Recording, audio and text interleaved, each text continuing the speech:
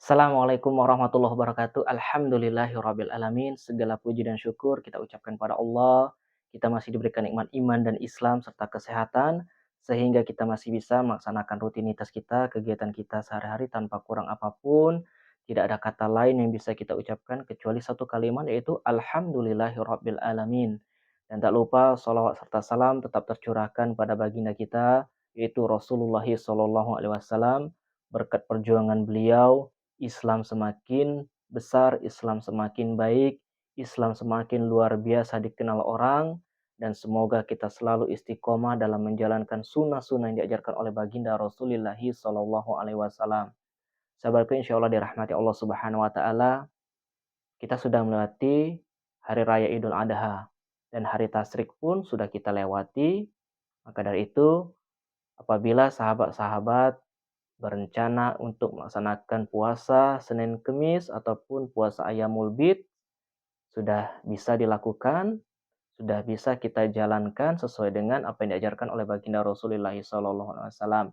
Karena pada hari Tasyrik kemarin 3 hari berturut-turut kita dilarang untuk berpuasa karena Rasulullah SAW mengatakan di dalam sebuah hadis yang diriwayatkan oleh Imam Muslim rahimahullah bahwa diharamkannya berpuasa di hari Tasyrik karena di situ adalah hari di mana kita merayakan ibadah kurban, dipersilakan untuk menikmati menyantap hewan kurban yang kita sembelih.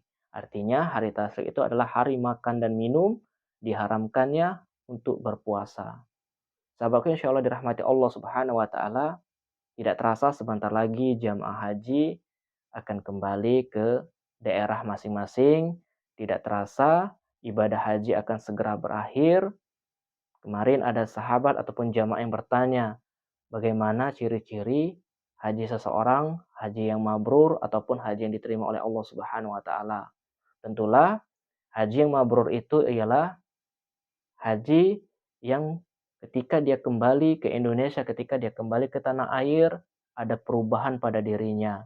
Baik dari segi perilaku, akhlaknya, lisannya maupun ibadahnya.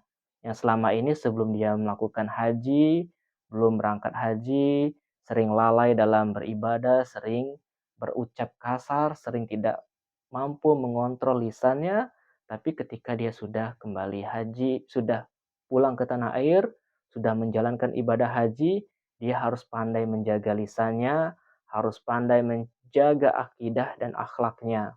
Dia harus lebih baik lagi dalam beribadah. Karena itulah ciri-ciri haji yang diterima oleh Allah Subhanahu wa taala.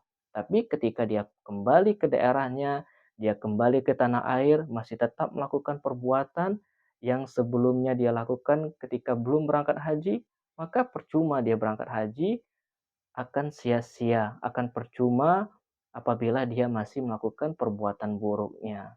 Maka dari itu, ketika haji seseorang diterima, dia pasti akan memperbaiki dirinya, memperbaiki akhlaknya, memperbaiki lisannya, dan memperbaiki semua amalan-amalan ibadahnya yang selama ini kurang, akan dia tingkatkan, akan dia sempurnakan agar benar-benar semua yang dilakukannya itu bernilai ibadah dan bernilai pahala agar mendapatkan keberkahan dan keridhaan dari Allah Subhanahu wa taala. Dia tentunya tidak ingin membuang-buang waktunya, tidak ingin menyia-nyiakan kesempatan apabila dia dalam keadaan luang waktu, dalam keadaan tidak terlalu padat pekerjaannya, dia akan memanfaatkannya dengan sebaik-baiknya untuk beribadah kepada Allah Subhanahu wa taala, untuk meningkatkan keimanannya. Karena dia malu ketika dia sudah kembali ke tanah air, haji yang dilakukannya menjadi sia-sia. Haji yang dilakukannya tidak ada nilai kebaikan. Maka dari itu, perhatikanlah diri kita ketika kita berangkat haji, maksimalkanlah, manfaatkanlah dengan sebaik-baiknya agar haji kita benar-benar menjadi haji yang mabrur, tidak sia-sia. Mungkin itu saja, semoga bermanfaat. Hadza wallahu a'lam bisawab. Assalamualaikum warahmatullahi wabarakatuh.